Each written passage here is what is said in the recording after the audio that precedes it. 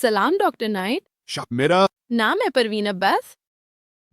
میں ایک مسلمان گھرانے میں پیدا ہوا ہوں لیکن ایک باعمل مسلمان نہیں ہوں. کیونکہ میں نہیں ہوں مجھے سمجھ نہیں آتی کہ مجھے کیا کرنا ہے. تو میرا پیشہ مینجمنٹ ٹرینر اور لائف کوچ ہے. میرا آج آپ سے سوال یہ ہے کہ میں اپنے ارد گرد بہت سارے مسلمان دیکھ رہا ہوں. وہ خوف کی وجہ سے مذہب کی پیروی کرتے ہیں. اللہ کا خوف، جہنم میں جانے کا خوف.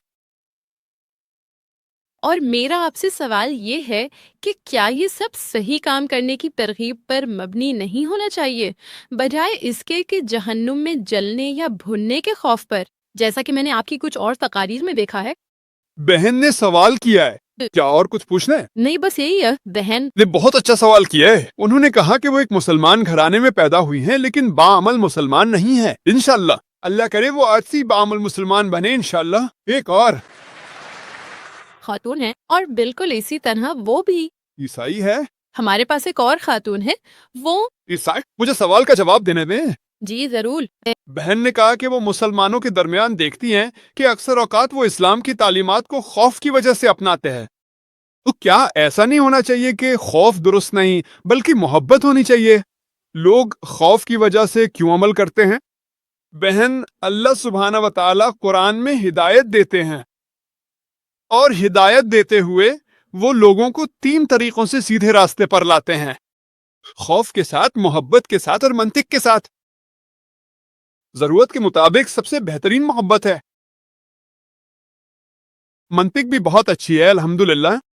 خوف بھی اچھا ہے حالات کے مطابق. بہن، میں آپ سے ایک سوال پوچھنا چاہوں گا. فرض کریں کہ آپ شادی شدہ ہے. نہیں، میں نہیں ہوں. ٹھیک ہے. شاید آپ کا چھوٹا بھائی ہے. ٹھیک ہے، چھوٹا بھائی جو فرضی طور پر 5 سال کا ہے. وہ 10ویں منزل سے چھلانگ لگانا چاہتا ہے. آپ اسے محبت سے کہتی ہیں نہیں بھائی چھلانگ مت لگاؤ. پھر بھی وہ چھلانگ لگانا چاہتا ہے. آپ کیا کریں گی؟ تم اسے تھپڑ مارو گے؟ جی ہاں، تم اسے تھپڑ مارو، وہ ڈر جا کر وہ چھلانگ نہیں لگائے گا. میں بتاؤں گا بہن تم دہشت گرد ہو. تم اپنے چھوٹے بھائی کو ڈرا رہی ہو. دیکھو، پہلے تم نے محبت سے کوشش کی، وہ تمہاری بات نہیں سن رہا ہے. تم اسے تھپڑ مارو، وہ ڈر جاتا ہے، وہ چھلانگ نہیں لگاتا. تمہاری وجہ یہ تھی کہ تم مہربان ہونے کے لیے ظالم ہو. آپ مہربان ہونے کے لیے ظالم ہیں. تم اسے تھپڑ مارو کیونکہ وہ غیر منطقی ہے. اسے بات سمجھ نہیں آتی. محبت کے ساتھ معاملہ، کیونکہ اگر وہ چھلانگ لگاتا ہے تو وہ مر جائے گا، تو اسے مرنے سے روکنے کے لیے تم اسے تھپڑ مار رہے ہو. وہ ڈر جاتا ہے، اس کو فائدہ ہوتا ہے. چاہے آپ کو فائدہ ہو یا نہ ہو، وہ فائدہ اٹھا رہا ہے. قرآن میں اللہ محبت، منطق اور کبھی خوف سے بات کرتا ہے. پھر جنت کے ذریعے بھی لوگوں کو اپنی طرف راغب کرتا ہے کہ اگر تم نیک اعمال کرو گے تو جنت میں جاؤ گے. ایک دوسرے سے محبت کرو، اپنے پڑوسیوں کی مدد کرو. جب تم دوسروں کی مدد کر رہے ہو، یہ سب چیزیں، ایک ہے عقل و منطق، ایک ہے خوف، ایک ہے محبت. خوف بھی ایک ایسا عنصر ہے جو واقعی بہت مددگار ثابت ہوتا ہے، کیونکہ جو لوگ منطقی نہیں ہوتے اور جو محبت پر یقین نہیں رکھتے، ان کے لیے خوف مددگار ہوتا ہے. اور جب وہ خوف کے ساتھ عمل کرنا شروع کرتا ہے، جب وہ بالغ ہو جاتا ہے، تو پھر خوف کی ضرورت نہیں رہتی. پھر وہ منطقی طور پہ نہیں کودے گا. صحیح ہے بہن؟ صحیح ہے. بچوں کی پرورش میں کم از کم میری پرورش زیادہ تر اللہ کے خوف کے ساتھ ہوئی ہے. تو عام طور پر یہ ہوتا ہے کہ اگر تم نے یہ نہیں کیا تو یہ ہو جائے گا. تو اس میں کم ہے. میں یہ کہوں گا کہ جن لوگوں نے آپ کی پرورش کی، انہوں نے آپ کی صحیح طریقے سے پرورش نہیں کی، لیکن اب وہ ذمہ دار نہیں ہوں گے. آپ ذمہ دار ہوگے کیونکہ آپ ایک بالغ بہن ہیں. اب آپ بالغ ہو چکے ہیں. آپ یہ نہیں کہہ سکتے کہ جن لوگوں نے مجھے پالا ہے کیونکہ انہوں نے مجھے خوف کے ساتھ پالا ہے، اب میں مسلمان نہیں ہوں. اللہ آپ سے سوال کرے گا. اب تم نے میری بات سنی، قرآن اور سائنس کا لیکچر سنا، کیا اس میں کوئی خوف کا؟ ہاں. آخری بیان میں درد کے ریسپٹرز کے بارے میں کہا گیا تھا، لیکن یہ سائنسی تھا. خوف اس میں شامل تھا لیکن یہ سائنسی تھا. میں جو پوچھ رہا ہوں، یہ لیکچر سننے کے بعد کیا آپ کو نہیں لگتا کہ قرآن پر عمل کیا جائے؟ جی ہاں. تو اب تمہارے پاس کوئی عذر نہیں ہے. آپ کے پاس کل تک عذر تھا. کل تک آپ یہ کہہ سکتے تھے کہ جن لوگوں نے مجھے پالا، انہوں نے مجھے خوف کے ساتھ پالا، اس لیے میں عملی مسلمان نہیں ہوں. اب جب آپ ایک منطقی لیکچر سنتے ہیں اور سوال و جواب کا وقت ہوتا ہے کہ آپ کو اسلام میں کیا چیز درست محسوس نہیں ہوتی، تو آپ سوال کر سکتے ہیں. اس کے بعد آپ کے پاس یہ عذر نہیں ہوگا کہ آپ اسلام پر عمل کیوں نہیں کر رہے. تو ہر چیز کی ایک وجہ اور منطق ہے. خوف ایک ایسا عنصر ہے جو ان لوگوں کے لیے استعمال کیا جا سکتا ہے جو غیر منطقی ہیں. منطقی یا کم سمجھ والے لوگوں کے لیے تو یہ عارضی ہو سکتا ہے بہن. اب یقیناً اس کے بعد کہ آپ نے یہ لیکچر سنا ہے جو منطق، دلیل اور سائنس پر مبنی ہے، آپ کے پاس اسلام پر عمل نہ کرنے کا کوئی عذر نہیں ہے. اور جو چیز آپ نہیں جانتے، قرآن کہتا ہے کہ اس سے پوچھو جو جانتا ہے. تو اسلام کے بارے میں جو بھی آپ سوچتے ہیں ٹھیک ہے. اسلام کہتا ہے کہ آپ کو روزہ رکھنا ہے. اگر آپ روزہ نہیں رکھتے تو آپ جہنم میں جائیں گے. آپ کسی سائنسی شخص سے پوچھ سکتے ہیں، میں سائنسی لحاظ سے بات کر سکتا ہوں کہ روزہ رکھنے کا فائدہ کیا ہے. تو وہ لوگ جو منطق اور دلیل کو نہیں سمجھتے وہ شاید خوف کی وجہ سے قائل ہو جائیں. کچھ لوگ کہہ سکتے ہیں کہ جب آپ روزہ رکھتے ہیں تو آپ جنت میں جاتے ہیں. وہ اللہ سبحانہ و تعالیٰ کی طرف سے مختلف حکمت عملیاں استعمال کی جاتی ہیں. وہ ہمارے خالق ہیں، وہ جانتے ہیں کہ کیا ضروری ہے اور ہم کیسے برتاؤ کرتے ہیں. تو اسی بنیاد پر اکثر اوقات خوف کسی شخص کو سیدھے راستے پر لانے میں مددگار ثابت ہوتا ہے. لیکن جیسے ہی خوف ختم ہو جائے اس شخص کو اپنے پیروں پر کھڑا ہونا چاہیے اور صحیح کام کرنا چاہیے، صرف خوف کی وجہ سے نہیں. آخر میں یہ محبت کی وجہ سے ہے. وہ جنت اور آپ کا بھلا چاہتا ہے. امید ہے کہ آج سے آپ ایک باعمل مسلمان بنیں گی انشاءاللہ. شکریہ اتنا؟ ہاں. بہن، بہت خوش آمدید. شام بخیر مسٹر ذاکر نائک. میرا نام کراو ہے. میں پیشے کے لحاظ سے چارٹرڈ اکاؤنٹنٹ ہوں. دراصل کچھ دن پہلے میں نے یوٹیوب پر آپ کے لیکچرز دیکھنا شروع کیے. شروع میں بہت زیادہ آپ کہہ سکتے ہیں آپ کی باتوں سے چڑ گیا تھا، لیکن جیسے جیسے میں نے آپ کی مزید باتیں سنی تو میں تقریباً اسی سے 90% قائل ہو گیا کہ آپ جو کہتے ہیں وہ درست ہے.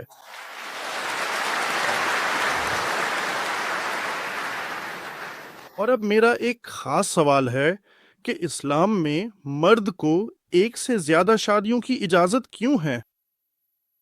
جو وجہ میں نے آپ کی طرف سے سنی وہ یہ ہے کہ دنیا میں عورتوں کی تعداد مردوں سے زیادہ ہے. تو یہ ان وجوہات میں سے ایک ہے جو آپ نے بیان کی تھی، اور مجھے نہیں معلوم کہ یہ آپ کی اپنی منطق ہے یا کسی عالم کی منطق ہے یا قرآن کی دی ہوئی منطق ہے. تو میں صرف یہ واضح کرنا چاہتا ہوں کہ یہ منطق کہاں سے آئی ہے. وہی ماشاءاللہ، یہ بھائی پچھلے کچھ مہینوں سے میرے لیکچرز دیکھ رہے ہیں. شروع میں مجھے الجھن ہوئی، پھر انہوں نے محسوس کیا کہ اسی سے 90% بات درست ہے. میں یہاں ہوں تاکہ باقی 10 سے 20% کو بھی انشاءاللہ قائل کر سکوں. بھائی بہت شکریہ. آپ کا شکریہ. سوال کیوں تھی؟ جب میں نے اپنے جواب میں کہا کہ اسلام مرد کو ایک سے زیادہ بیویاں رکھنے کی اجازت کیوں دیتا ہے، تو میں نے صحیح طور پر کہا کہ اس کی ایک وجہ یہ ہے کہ عورتوں کی آبادی مردوں سے زیادہ ہے. وہ مجھ سے پوچھ رہے ہیں کیا یہ میری منطق ہے یا قرآن کی منطق ہے. قرآن اس کی وجہ بیان نہیں کرتا. قرآن ایک مختصر پیغام ہے. کبھی کبھی وہ وجہ بیان کرتا ہے، کبھی کبھی نہیں کرتا. مثال کے طور پر شراب کے بارے میں کہا گیا ہے کہ اس میں نقصان زیادہ ہے، فائدہ کم ہے. تفصیلات بیان نہیں کی گئی. قرآن میں ایک سے زیادہ بیویاں رکھنے کے بارے میں یہ نہیں کہا گیا کہ یہ عورتوں کی آبادی کی وجہ سے ہے. یہ میری تحقیق ہے اور میری تحقیق سے میں نے یہ نتیجہ اخذ کیا ہے کہ لیکن جب آپ آج کل انٹرنیٹ پر جاتے ہیں تو جو اعداد و شمار آپ کو ملتے ہیں وہ درست نہیں ہیں. مثال کے طور پر ان تناسبات میں جو بہت سے اعداد و شمار آپ کو انٹرنیٹ پر ملتے ہیں وہ درست نہیں ہیں. مثلاً کہا جاتا ہے کہ قطر کی آبادی میں مرد عورتوں سے 3 گنا زیادہ ہیں. میں حیران رہ گیا، یہ کیسے ممکن ہے؟ پھر مجھے پتا چلا کہ یہ قطری نہیں ہے، بہت سے لوگ، کیونکہ قطری تو بہت کم ہیں، بمشکل 1.5 لاکھ کے قریب. باہر سے بہت سے لوگ کام کرنے آتے ہیں اور پھر زیادہ تر مزدور مرد ہوتے ہیں. تو یہ قطر کی آبادی نہیں ہے، بلکہ قطر کی آبادی غیر ملکیوں کے ساتھ ملا کر ہے. اس لیے انٹرنیٹ پر جو کچھ بھی آپ کو ملتا ہے وہ کبھی کبھار آپ کو حیران کر دیتا ہے، وہ درست نہیں ہوتا. جب آپ بہتر تحقیق کرتے ہیں تو آپ کو اصل حقیقت معلوم ہوتی ہے. تو جہاں تک آج کے دور کی بات ہے، دنیا میں مردوں کے مقابلے میں عورتیں زیادہ ہیں. یہی وجہ ہے. ایک وجہ تعداد ازدواج کی اجازت کیوں ہے، اور جواب میں دیگر وجوہات بھی دی گئی ہیں. کیا اس پر کوئی سوال ہے؟ نہیں؟ شکریہ. اس پر میں ایک اور بس یہ جاننا ہے کہ یہ میرا استدلال ہے یا قرآن کا. اتنا قرآن کہتا ہے کہ جیسا کہ آپ نے میری بات سنی ہے، اس کی ایک وجہ یہ ہے کہ خواتین کی آبادی زیادہ ہے اور مردوں کی آبادی کم ہے. اگر ہر مرد ایک عورت سے شادی کر لے تو بہت سی ایسی عورتیں ہوں گی جنہیں شوہر نہیں ملے گا. ان کے لیے ایک ہی آپشن ہے کہ یا تو وہ سارا دن کسی مرد سے شادی کر لیں یا پھر پبلک پراپرٹی بن جائیں. کہہ سکتے ہیں پبلک پراپرٹی. یہ بہت سخت آیت ہے. یہ بہترین آیت ہے. صرف امریکہ میں خواتین مردوں سے 40 لاکھ زیادہ ہیں. صرف روس میں خواتین کی تعداد مردوں سے 10.3 ملین زیادہ ہے. اگر روس یا امریکہ میں ہر مرد ایک عورت سے شادی کر لے تب بھی روس میں 10.3 ملین اور امریکہ میں 4 ملین سے زیادہ خواتین ایسی ہوں گی. ایسی خواتین کے پاس صرف یہی راستہ ہے کہ وہ کسی شادی شدہ مرد سے نکاح کریں یا پبلک پراپرٹی بننا قبول کریں. فطری طور پر کوئی بھی عورت پبلک پراپرٹی بننے کے بجائے دوسری بیوی بننا پسند کرے گی. اب آپ کو یقین ہو گیا ہے؟ میں آپ سے جاننا چاہتا ہوں لیکن بھائی 10 سے 20 شخص کون سا ہے جس کے بارے میں آپ مزید وضاحت چاہتے ہیں؟ دراصل میں ایک حد تک قائل ہوں، لیکن اگر آپ مقدس کتابوں میں سے کوئی تفسیر نکالیں تو اگر میں غیر مسلم ہوں اور اگر میں قرآن پڑھتا ہوں تو اگر کوئی اسلام پسند اسے پڑھتا ہے تو مجھے وہی مطلب نہیں ملے گا. نہیں، یہ ضروری نہیں ہے. تو اگر ہم اسے تشریح پر چھوڑ دیں تو دوسرے صحیفوں کی بھی تشریح ہو سکتی ہے. نہیں، تشریح تو ہے لیکن وہ اصل معنی کے خلاف نہیں ہونی چاہیے. آپ غلط معنی کے ساتھ تشریح نہیں کر سکتے. ایسے شخص کو تلاش کریں جس کے پاس زیادہ علم ہو. یہ ضروری نہیں کہ ایک مسلمان غیر مسلم سے بہتر تشریح کر سکے. کیتھ مور غیر مأنت ہے. کیتھ مور وہ غیر مسلم ہے. انہوں نے قرآن کی مسلمانوں سے بہتر تشریح کی. قرآن مجید سورہ نحل سورہ نمبر 16 آیت 43 اور سورہ انبیاء سورہ نمبر 21 آیت نمبر 7 میں فرماتا ہے فَاسْأَلُوا أَهْلَ الذِّكْرِ إِن كُنتُمْ لَا تَعْلَمُونَ، یعنی اس شخص سے پوچھو جو ماہر ہو. تو علم جنین میں وہ ماہر تھے، ایک غیر مسلم. ان کی ایمبریولوجی کی تشریح مسلمان سے کہیں بہتر ہے کیونکہ وہ ماہر ہے. لہٰذا قرآن کی تفسیر کے لیے آپ کو اس شعبے کے ماہر کے پاس جانا ہوگا. اگر قرآن فقہ کے بارے میں لقا کے بارے میں بات کرتا ہے تو کسی عربی ماہر کے پاس جائیں. اگر قرآن سائنس کے بارے میں بات کرتا ہے کسی سائنسدان کے پاس جائیں. تو یہ مثال میں نے اپنی گفتگو میں دی. غیر مسلم سائنسدانوں نے قرآن کی بہتر تشریح کی. اسی طرح اگر آپ قرآن پڑھتے ہیں تو یہ ضروری نہیں کہ آپ نہ سمجھیں. آپ شاید کسی مسلمان سے بہتر سمجھ سکتے ہیں. میں یہ جاننا چاہتا ہوں کہ وہ کون سے 10 سے 20% ہیں جن پر آپ قائل نہیں ہیں، تو میں آپ کو اس پر بھی قائل کر دوں گا. اس پر میں دوبارہ آپ کے اگلے سیشن میں آؤں گا اور انشاءاللہ میں قائل ہو جاؤں گا. دیکھیں ہمیں نہیں معلوم اگلا سیشن کب ہوگا. اصل میں ہوتا یہ ہے کہ ہم کہتے ہیں انشاءاللہ، آپ بھی کہہ رہے ہیں انشاءاللہ. یہ اچھی بات ہے. انشاءاللہ کا مطلب ہے اگر اللہ نے چاہا. آپ نہیں جانتے کہ آپ کب تک زندہ رہیں گے. میرا اگلا شیڈیول مارچ 2014 میں ہے انشاءاللہ، جب پیس کنونشن ہوگا.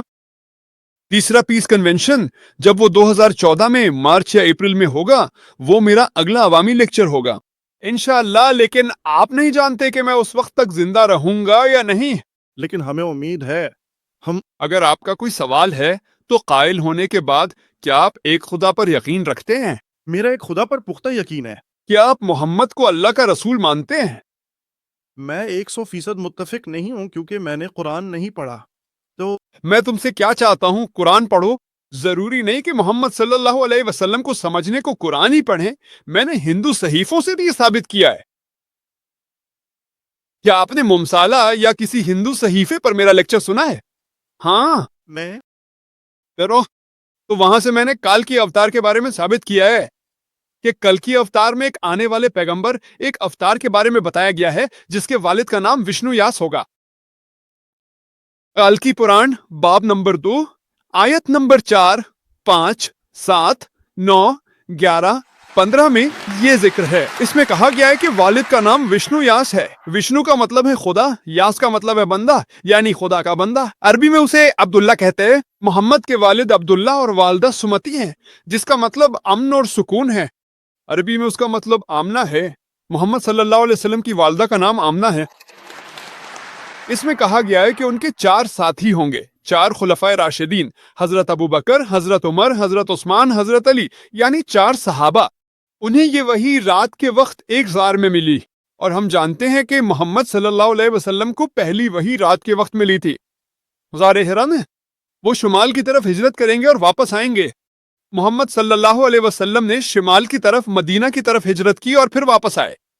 تو یہ تمام پیشگوئیاں جو آخری اوتار کے بارے میں ہیں ہندو مذہبی کتابوں کے مطابق، کلکی اوتار کے مطابق، یہ وہی ہیں محمد صلی اللہ علیہ وسلم، اور محمد صلی اللہ علیہ وسلم کا نام ہندو مذہبی کتابوں میں 100 سے زیادہ مقامات پر ذکر ہوا ہے۔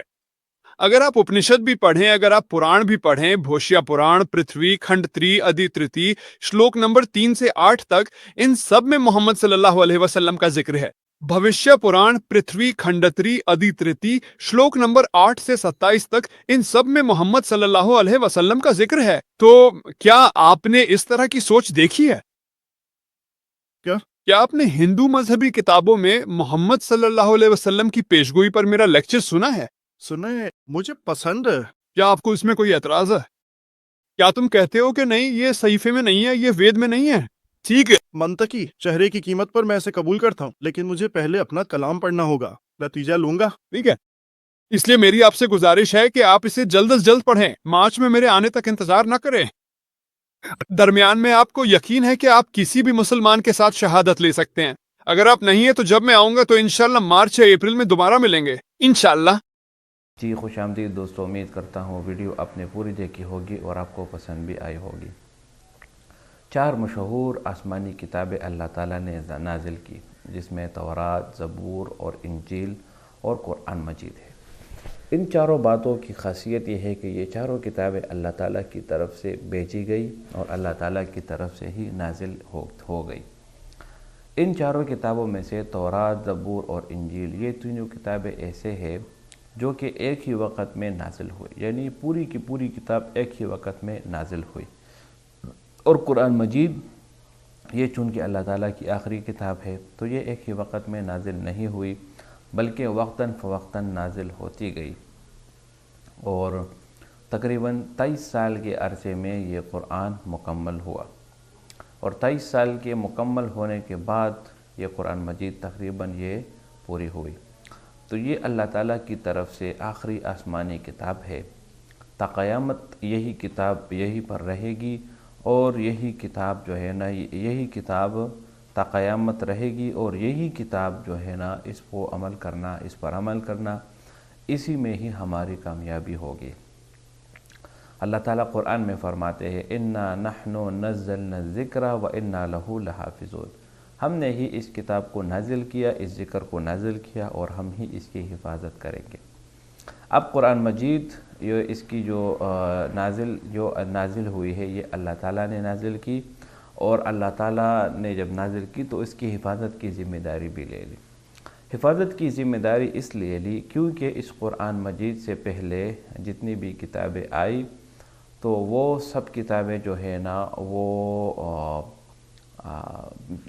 سے پہلے جتنی بھی کتابیں آئی تو ان سب میں رد و بدل کی گئی، لوگوں نے اپنی طرف سے الفاظ ایڈ کیے اور ان کے مضامین الگ الگ کیے، تو جو مضامین اس میں تھی وہ جو ہے نا اپنے اصل مقصد سے ہٹ گئی۔ تو یوں اللہ تعالیٰ نے جب قرآن نازل کی تو یہ تا قیامت ہوگی، اور تا قیامت اس میں کوئی تبدیلی نہیں آئے گی۔ تو یہی وجہ ہے کہ اس قرآن مجید کی خاصیت یہی ہے کہ یہ قرآن مجید تا قیامت لوگوں کے پاس رہے گی، اور اس میں کوئی تبدیلی بھی نہیں ہوگی۔ اگر کوئی اس میں تبدیلی کرتا ہے یہ وہ نہیں کر سکتا۔ اسی طرح قرآن مجید میں ہر ایک علم موجود ہے، صرف آپ کے ذکر اور فکر کی ضرورت ہے، آپ کو سوچ اور فکر کرنے کی ضرورت ہے۔ اسی طرح قرآن مجید کو سمجھنے کے لیے آپ کو صحیح احادیث کی طرف آنا ہوگا، آپ کو جو عربی زبان ہے اس پہ مکمل عبور حاصل کرنا ہوگا۔ اگر آپ کو پورے کتاب پر عبور حاصل نہیں تو یقیناً آپ جو ہے نا، آپ کے پاس کوئی فائدہ نہیں۔ اگر آپ اس پر عبور حاصل نہیں تو پھر یہ آپ کو جو ہے نا مکمل حمایت جو ہے نا وہ آپ کو حاصل نہیں ہوگی۔ اب صرف اور نحو کا نام آپ نے سنا ہوگا، تو جتنی بھی صرف اور نحو ہے یہ سب اس لیے ہے تاکہ اس کے ذریعے سے آپ کو عربی زبان سیکھ سکے۔ تو یہ ویڈیو آپ نے دیکھا، یہ عورت، یہ لڑکی کہتی ہے کہ میرے باس جو ہے نا وہ ایتھیسٹ ہے۔ ایتھیسٹ کا مطلب ہے ناستک، یعنی وہ لوگ جو کہ کسی بھی خدا پر یقین نہیں رکھتے، کسی کو بھی نہیں مانتے، جو دنیا کے بیوقوف ترین لوگوں میں سے ایک ہے۔ تو وہ کہتا ہے کہ قرآن میں آئی کا ذکر نہیں ہے۔ تو بھائی اگر قرآن میں آئی کا ذکر نہیں تو اس کا یہ مطلب یہ نہیں کہ جو قرآن مجید ہے وہ صحیح کتاب نہیں، بلکہ اے آئی تو ابھی جو موجودہ چیز ذکر ہے، موجودہ جو ایڈوانس ٹیکنالوجی ہے، یہ سب کچھ جو ہے نا، یہ تو قرآن نے آپ کو 1400 سال پہلے بتا دیا۔ یہ جو بگ بینگ تھیوری کا نام آپ نے سنا ہوگا، تو یہ اللہ تعالیٰ نے 1400 سال پہلے قرآن میں ذکر کر دیا۔ اولم یر الذین کفروا ان السماوات والارض کانتا رتقا ففتقناہما۔ تو ایسی بہت ساری چیزیں ہیں جو قرآن نے 1450 سال پہلے بتا دیے، اور اب سائنس جو ہے نا وہ آپ کو پروو کر رہی ہے۔ تو لہٰذا اگر کوئی ایک ناستک ہے، کوئی ناستک ہے، اور جو کہ کسی بھی خدا کو نہیں مانتے، تو وہ جو ہے نا میرے خیال سے سب سے فضول ترین اور فضول اور کمعقل ترین لوگ ہیں۔ امید کرتا ہوں ویڈیو آپ کو پسند آئی ہوگی۔ اگر ویڈیو آپ کو پسند آئے اس چینل کو سبسکرائب کریں۔ بہت شکریہ۔